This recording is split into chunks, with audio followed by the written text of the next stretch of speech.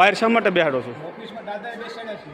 એટલે અમને આ રીતે તમારે કરવાનું છે સાહેબ? રોજ 20 દિવસથી છોકરાઓ મને ફરિયાદો લોકોની બહુ આવે છે સાહેબ. કેમ બેટા અહીંયા શા માટે બેઠા છો તમે બહાર? બધા છોકરા સ્કૂલમાં છે, તમે શા માટે અહીંયા બેઠા છો? જે બીતા નહીં તમ તાર, હું તમારી સાથે છું. પત્રકાર હનીફ બિલેકિયા હું પોતે, બરાબર છે? બીવાનું નથી. શું બેટા કામ શા માટે બેઠો છો અહીંયા?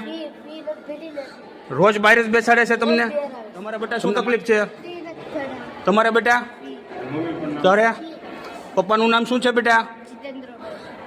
તારે ભાઈ આખું નામ બોલો પપ્પાનું.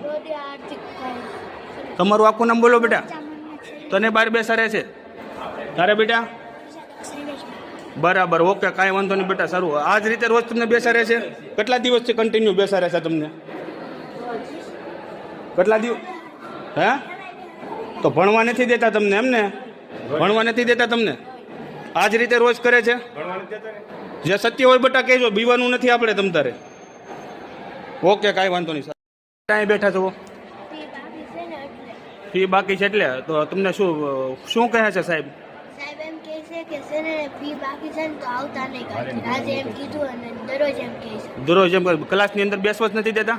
નહીં, ઘડીક હાજરી પૂરે ને ત્યાં લગીને બેવા દે, પછી નથી બેવા. પપ્પાનું નામ શું છે બેટા? ઇરફાન. ઇરફાનભાઈ. તારે શું બેટા શું તકલીફ છે તને? દરરોજ બહાર કાઢે છે અને ક્લાસમાં ખાલી હાજરી પૂરે ત્યાં સુધી જ બેવા દે. બાકી તમને બહાર જ બેસાડે છે? તું કેટલા દી થઈ સ્કૂલે નથી ગઈ બેટા? હું 10 દિવસ સ્કૂલે નથી આવતી. શા માટે નથી ગઈ? ફી બાકી છે અને ધમકાવે છે. ધમકાવે છે સાહેબ ફૂલે ફૂલ? ઓકે બેટા, કાંઈ વાંધો નહીં. બીજા છોકરા ક્યાં ગયા? બધા એના બેગ પડ્યા છે, ક્યાં ગયા? મને ભાડા એટલે વોશરૂમમાં વ્યા ગયા છે. કાંઈ વાંધો નહીં. સારું બેટા, હાલો.